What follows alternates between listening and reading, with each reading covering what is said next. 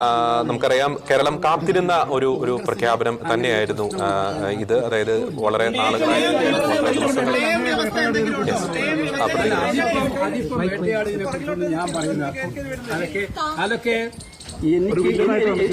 എനിക്ക് പ്രത്യേകിച്ചിട്ട് പാർട്ടിക്ക് ഉപരിയായിട്ടുള്ള ഒരു ഇമേജ് ഉണ്ടാക്കാറില്ല.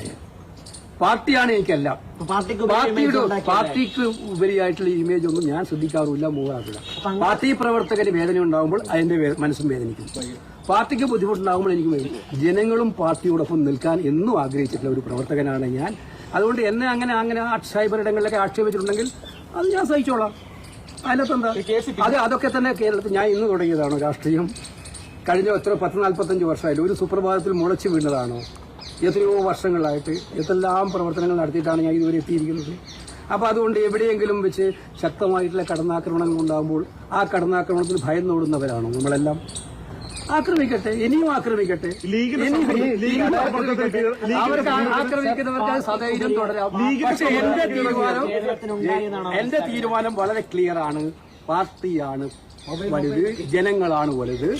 ആ തീരുമാനത്തിനനുസരിച്ച് എന്റെ പാർട്ടി ലീഡർഷിപ്പിനെ കുറിച്ച് എനിക്ക് അഭിമാനം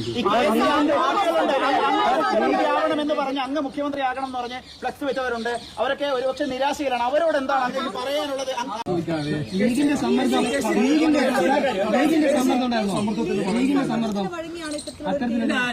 ഞാൻ പറഞ്ഞത് എനിക്ക് ഇത്രയേ പറയാനുള്ളൂ. നിങ്ങൾ കുറെ ദിവസമായിട്ട് നിങ്ങളിങ്ങനെ വരും, എനിക്ക് നിങ്ങളുടെ മുമ്പിൽ കാണാൻ പറ്റാറില്ല. അതിന്റെ പ്രയാസമുണ്ട്. അതുകൊണ്ട് ഇന്ന്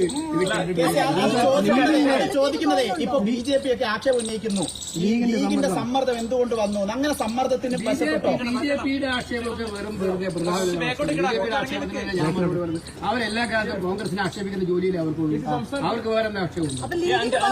സമ്മർദ്ദം ഉണ്ടായിട്ടില്ല എന്നാണോ? അല്ല, ഞാൻ പറഞ്ഞല്ലോ ഇതിനകത്ത് ഈ കാര്യത്തിൽ കൃത്യമായിട്ടുള്ള UDFന്റെ ലീഡർഷിപ്പിന്റെ അല്ല കോൺഗ്രസ് ലീഡർഷിപ്പിന്റെ തീരുമാനമാണ്.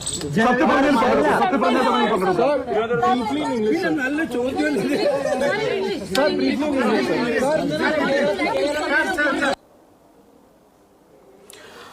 യെസ്.